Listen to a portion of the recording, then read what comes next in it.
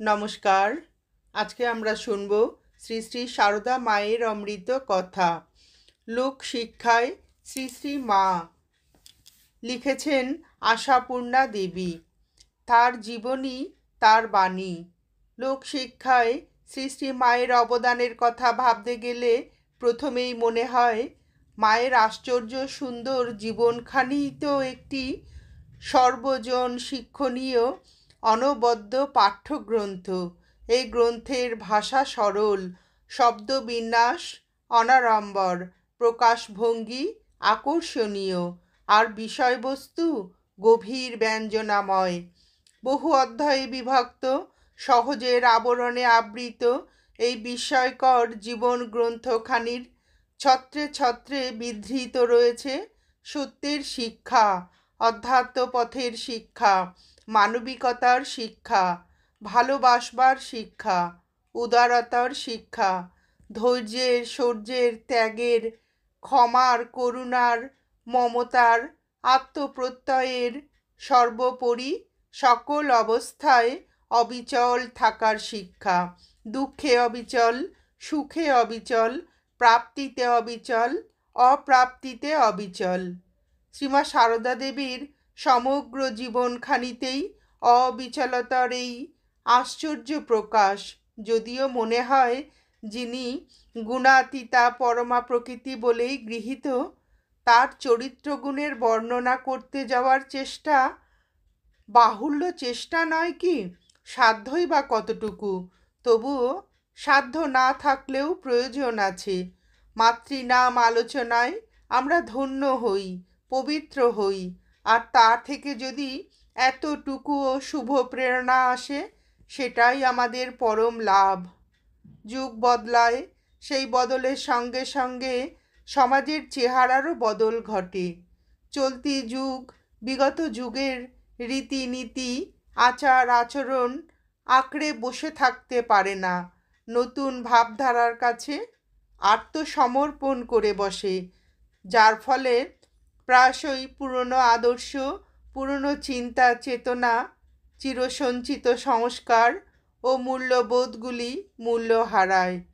কিন্তু মানবিক ধর্মের যে মৌল গুণগুলি মানব চরিত্রের চিরন্তন আদর্শ হিসাবে স্বীকৃত হয়ে আসছে, তার কোনো পরিবর্তন হয় কি? তা তো হয় না।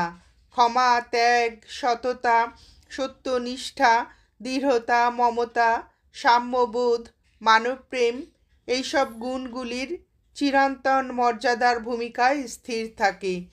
শ্রীমা সারদা দেবীর অন্যান্য চরিত্রের এই গুণগুলি পূর্ণ মাত্রায় প্রকাশিত ছিল। তাই লোকজীবনে শ্রীমার আদর্শ একান্ত প্রয়োজনীয়ের ভূমিকায় চির অবিচল থাকবে। সেই আদর্শ দেশকালের গণ্ডি অতিক্রম করে যুগে যুগে বিভ্রান্ত মানুষকে পথ দেখাবে, হতাশ জীবনে আশ্বাসের বাণী বহন করে আনবে। পৃথিবীর একটি পরম প্রয়োজনের মুহূর্তে যুগাবতার ঠাকুর শ্রীরামকৃষ্ণেরও তার লীলা সঙ্গিনী শ্রী শ্রী মা সারদা দেবীর দিব্য আবির্ভাব। ঠাকুরের ইচ্ছায় শ্রীমা সারদা তার দিব্য সত্তাটিকে লোকচক্ষের আড়ালে রাখতে যে জীবনটি গ্রহণ করেছিলেন, আপাত দৃষ্টিতে সেটি যেন সাধারণ এক মানবী মূর্তি। সুখ দুঃখ, ভালো মন্দ, আত্মীয় স্বজন, পারিবারিক জীবনের দায় দায়িত্ব সব কিছু নিয়ে সেই জীবনের প্রকাশ। তার মধ্যে আবার অভাব অনটনের জ্বালাও প্রবল। আমাদের মায়ের এমনও দিন গেছে যখন ভাতের ওপরে লবণটুকুও জোটেনি, তবু কি শান্ত, সংহত, প্রশান্ত। কিছুতেই কিছু এসে যায় না, কারো প্রতি কোনো অভিযোগ নেই, কাউকে জানান না কোনো অসুবিধা। মানবী হয়েও দেবী, যেন জীবনটাই তার এক গভীর তপস্যা। মা সারদা দেবী ছিলেন স্নেহের আধার, করুণার পারাবার, অনুপম এক মাতৃমূর্তি। একটি শান্ত মাতৃত্বের ভাব তার মধ্যে বাল্যকাল থেকেই ছিল। জয়রামবাটিতে একবার প্রচণ্ড দুর্ভিক্ষ, মানুষ অনাহারে মারা যাচ্ছে।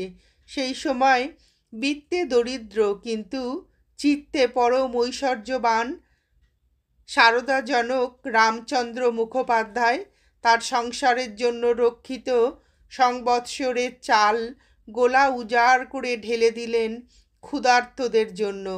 দলে দলে লোক আসে, ফুরিয়ে যায় খিচুড়ি, আবার চাপে উনানে।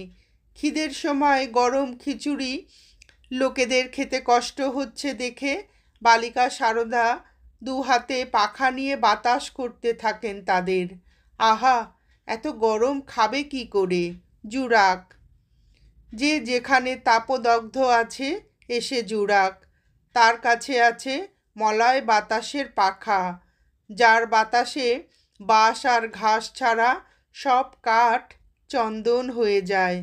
আহা, বাঁশ আর ঘাসের কি তাহলে উদ্ধার হবে না? তাও হবে। মূর্তিমতী সেবা, মূর্তিমতী করুণা এসে দাঁড়িয়েছেন যে মানুষের ঘরের মধ্যে, দেবেন তাদের চন্দন করে। প্রদীপের নিচেই অন্ধকার। মায়ের নিকট আত্মীয় স্বজনেরা তার স্বরূপ চিনতে পারে না। ভক্তদের সঙ্গে তাই আত্মীয়দের সব সময় মতের মিল থাকে না, মনান্তর ঘটে। জয়রামবাটিতে গিরিশ ঘোষের সঙ্গে কালীমামার তুমুল তর্ক, মা দেবী কিনা এই নিয়ে। কালীমামা চিরদিনই তাকে দিদি বলেই জানেন। দিদির কাছে কত আবদার, কত জাগতিক প্রত্যাশা। হঠাৎ সেই দিদিটি দেবী হয়ে উঠলে তার সহ্য হবে কেন? বলেই বা কী করে? তাই তর্ক তুমুল পর্যায়ে ওঠে। কিন্তু অবশেষে গিরিশবাবুরই জিত হয়। ভীত সন্ত্রস্ত পরাস্ত কালীমামা শরণ নিতে এলেন মা মহাশক্তির কাছে। শ্রীমা তাড়াতাড়ি তাকে নিরস্ত করে বলেন, ওরে কালী, আমি তোর সেই দিদি, আজ তুই এ কী করছিস? হাঁপ ছেড়ে বাঁচলেন ভাই। আহ, কি শান্তি! তবে যে যেভাবে শান্তি পায়, কেউ দেবী ভাবে পেয়ে, কেউ দিদি পিসি খুড়ি ভাবে পেয়ে, তবু জানে এখানেই পরম শান্তি, পরম স্বস্তি, অগাধ স্নিগ্ধ ছায়া। লোক শিক্ষার্থেই শ্রীমার এই দুই সত্তার ভূমিকায় প্রকাশ। দেবী সত্তা আর মানবী সত্তার এক অনায়াস সমন্বয়। সম্পূর্ণ বিপরীতমুখী দুটি ধারাকে কি অসীম শক্তিতে, এমন শান্ত গতিতে সমান্তরাল ধারায় প্রবাহিত করা যায়, তা ভাবতে গেলে স্তব্ধ হয়ে বসে থাকতে হয়। আরও স্তব্ধ হতে হয় আরও ভয়ঙ্কর বিপরীত দুটি ধারাকে এমনই অবলীলায় বহন করার শক্তি দেখে। সাধক সন্ন্যাসী স্বামী স্ত্রীকে মা বলে ত্যাগ করেছেন, এ দৃষ্টান্ত বিরল নয়। কিন্তু স্ত্রীকে মা বলে গ্রহণ করেছেন এমন নজির ইতিহাসে আছে? মা বলে গ্রহণ করলেন, মা কালী বলে ফুল চন্দন দিয়ে পুজো করলেন, অথচ চিরকালীন সংস্কারের উপর এই বিপর্যয়, এই আঘাত মা শারদা অবিচলিত চিত্তে সইলেন ও বইলেন। তারপরেও গুণ্ঠনবতী, লোকলোচনের অন্তরালে অবস্থিতা সেই গুণ্ঠন উন্মোচিত হয়েছে, যখন শত সহস্র ভক্ত সন্তান মা মা বলে কাছে এসে দাঁড়িয়েছে। ঠাকুর তার আরাধ্য কর্মভার দিয়ে গিয়েছিলেন তার লীলা সঙ্গিনী শ্রীমা শারদার হাতে। সেই বিপুল কর্ম কি অসাধারণ মহিমায় সমাধা করে গেলেন মা জীবনের বাকি 34টি বছর ধরে। কত শত হাহাকার পীড়িত হৃদয়কে মাতৃহৃদয়ের আশ্রয় দিলেন, কত শত মেয়েকে দিলেন নারী জীবনের সত্য আদর্শের শিক্ষা, আর কত ব্যাকুল দীক্ষার্থীকে দিলেন বৈরাগ্যের দীক্ষা, কত ঈশ্বর পিপাসু মনকে দিলেন ঈশ্বর সান্নিধ্যের অনির্বচনীয় স্বাদ। মায়ের নিজের ভাড়ারেই তো সে জিনিস মজুদ। ঠাকুরের আবির্ভাব যদি সর্বধর্ম সমন্বয় সাধনে, তো শ্রী মায়ের আবির্ভাব সর্বকর্মের সমন্বয় সাধনে। মায়ের জীবন দর্শনে যেমন মানুষের ছোট বড় ভেদ নেই, তেমনি কাজেরও কোনো ছোট বড় ভেদ নেই। সবেতেই তার প্রসন্ন প্রশান্তি। ভক্তের পূজায় প্রতিমা রূপেও তার যেমন অকুণ্ঠ আত্মস্থতা, সংসারের সেবিকা রূপেও তেমনই অকুণ্ঠ আত্মস্থতা। যে মুহূর্তে চরণে ভক্তজন নিবেদিত পুষ্পাঞ্জলি নিচ্ছেন, তার পর মুহূর্তেই ছুটছেন সেই ভক্তদেরই আহার আয়োজনের তদবিরে। তাই কি অর্থের সচ্ছলতা আছে? নেই বলেই মায়ের পরিশ্রম শতগুণ। জয়রাম বাটির সেই সংসারটিকে ভাবলে যেন মনের মধ্যে দেখতে পাওয়া যায়। সেই সংসারের কেন্দ্রবিন্দুতে অবস্থিতা মধ্যমণিটি দশভুজা হয়ে সংসারটিকে সামলাচ্ছেন। কুটনো কাটছেন, রান্না করছেন, পুজোর গোছ করছেন, পূজান্তে প্রসাদ ভাগ করছেন, পান সাজছেন, সুপুরি কাটছেন, আটা ময়দা মাখছেন, রুটি লুচি তৈরি করছেন, কলসিতে জল আনছেন, ঢেকিতে পাড় দিচ্ছেন, বর্ষার দিনে বাড়ির সকলের ভিজে কাপড় শুকোবার চেষ্টা করছেন, সলতে পাকাচ্ছেন, প্রদীপ সাজাচ্ছেন, লণ্ঠনগুলি পরিষ্কার করছেন, ভক্তদের সমস্ত সুখ স্বাচ্ছন্দ্যের ব্যবস্থা করছেন, এমনকি পাড়ায় পাড়ায় বেতো পায়ে খুঁড়িয়ে খুঁড়িয়ে চলেছেন ছেলেদের চায়ের জন্য দুধ জোগাড় করতে। বাড়িতে যে কাজের লোকের এমনই অভাব ছিল তা নয়, তবুও যে কোনো কাজই হোক শ্রীমা সে কাজ আর কারো অপেক্ষায় ফেলে রাখতেন না। চোখের সামনেই কাজগুলি আর কারো অপেক্ষায় ফেলে না রেখে নিজে করে ফেলা, এই যে শিক্ষাটুকু শ্রীমার অপার গুণসমুদ্রের এক আজলা জল। এইটুকুই যদি আপন অভ্যাসের মধ্যে গ্রহণ করে নিতে পারা যায়, তাহলে সংসারের মানুষ আর মানুষের সংসার ধন্য হয়ে যেতে পারে। কাজ তুচ্ছই হোক আর বৃহৎই হোক, তার সম্বন্ধে মূল্যবোধ আর তাতে নিষ্ঠা, এই তো কর্মশিক্ষার গোড়ার কথা। ঠাকুর শ্রীমাকে বাড়লে প্রদীপের সলতেটি পর্যন্ত কিভাবে ভালোভাবে পাকাতে হয় তা শিখিয়েছিলেন। শ্রীমায়ের পটভূমিকাটি হচ্ছে শতাধিক বছর আগের বাংলাদেশ, যখন সেখানে জাতপাত আর ছুঁতমার্গের অপ্রতিহত প্রতাপ। এমনকি শহর কলকাতাতেও তার যথেষ্ট দাপট। নিষ্ঠাবান শিক্ষিত হিন্দু ব্যক্তিরাই অনেকেই সাহেবের অফিসে চাকরি করায় সারাদিন জলস্পর্শ না করে থাকতেন, বাড়ি ফিরে স্নান করে তবে জল খেতেন। বালিকা বিদ্যালয় কর্তৃপক্ষের কর্মসাধনায় মেয়েদের স্কুলে পড়তে দেওয়া হচ্ছে বটে, কিন্তু মেমের স্কুলে পড়ার অপরাধে বেচারিদের স্নান করে অথবা গঙ্গা জলে শুদ্ধ হয়ে তবে ঘরে উঠবার অনুমতি জুটত। অথচ তখন সমাজ মানুষে ভিতরে ভিতরে এক অস্থির আলোড়ন। অন্তঃপুরের আড়ালে জাগছে যেন অবরোধ মুক্তির পিপাসা, আর বাইরে থেকে চিন্তা নায়কদের মধ্যে জাগছে অনড় সমাজের সংস্কারের চিন্তা। তারা ভাবছেন স্ত্রী শিক্ষার ও স্ত্রী স্বাধীনতার প্রয়োজন এসেছে, কিন্তু কোনখানে টানা হবে তার সীমারেখা। ভারতের চিরন্তন ঐতিহ্য তো নষ্ট করা চলে না। সেই চিরন্তন ধারার সঙ্গে পাশ্চাত্য শিক্ষার ভাবধারা যুক্ত করে অন্ধ সংস্কার মুক্ত ভবিষ্যৎ সমাজে মেয়েদের যথার্থ রূপটি কী হওয়া উচিত, সেই প্রশ্ন সেই যুগকে বিক্ষত করেছে। কোনো কোনো অতি আলোকপ্রাপ্তজন আলোকপ্রাপ্তির পরিচয় দিতে মেয়েদের গাউন পরিয়ে খোলা গাড়িতে হাওয়া খাওয়াতে পাঠাচ্ছেন, আর বাকি আলোকহীনের দল সেই অভাবিত হাস্যকর দৃশ্যে চকিত হয়ে বেশি করে পুরানো খুঁটি আঁকড়াতে চাইছেন। এমন একটি দিশেহারা সময়ে মা শারদার আবির্ভাব। মা শারদা বহুবিধ মতানৈক্যের সমাধানে একটি ঐক্যের রূপ, সকল দ্বিধা দ্বন্দ্বের অবসানের জন্য একটি দ্বন্দ্বাতীত মাতৃমূর্তি, যে মূর্তিটি হচ্ছে ভবিষ্যৎ সমাজের নারীর প্রকৃত রূপের আদর্শ। যে দ্বন্দ্বাতীত রূপটি দেখে মুগ্ধ হয়ে বিদেশিনী মেয়ে নিবেদিতার মনে হয়েছে মা শারদা যেন ভারতীয় নারীর আদর্শ সম্বন্ধে শ্রীরামকৃষ্ণদেবের শেষ বাণী। আবার এই প্রশ্নটিও তার মনে জেগেছিল, তিনি পুরনো আদর্শের শেষ প্রতিনিধি বা নতুন কোন আদর্শের অগ্রদূত? দেখা যায় শ্রীমা একাধারে এই দুই আদর্শেরই ধারক।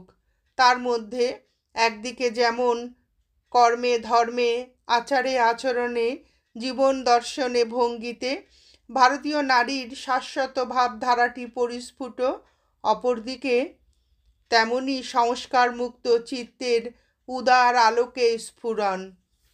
এই সংস্কারমুক্ত চেতনার প্রতিবিম্বটি বিশেষ করে স্পষ্ট ধরা পড়েছে নিবেদিতার ক্ষেত্রে। বিদেশিনী মেয়ে নিবেদিতা মায়ের পরম প্রিয় খুকি। প্রথম দর্শনেই মা তাকে কোলে টেনে নিয়েছেন, কাছে বসিয়ে আদর করেছেন, নিজের বিছানায় বসিয়ে গায়ে মাথায় হাত বুলিয়েছেন, হাতে করে খাইয়েছেন, এমনকি একসঙ্গে খেয়েওছেন। নিবেদিতার যে কর্মজগৎ, মেয়েদের লেখাপড়া শেখানো, সমাজে মেয়েদের অবস্থার উন্নতি সাধন, এগুলিতেও যে মায়ের পরম উৎসাহ। তাই নিবেদিতা মায়ের একান্ত আপনজন। আজকের দিনের কথা ছাড়তে হবে, সেকালের সমাজের পরিপ্রেক্ষিতে দেখলে বোঝা যায় কি প্রচণ্ড একটা বিপ্লবী কাজ করেছেন মা নিঃশব্দে নিরাড়ম্বরে। তার কাছে কেউ বিদেশি নয়, কেউ দূরের নয়, কারণ তিনি মা, সবাইয়ের মা, তিনি পতিতেরও মা।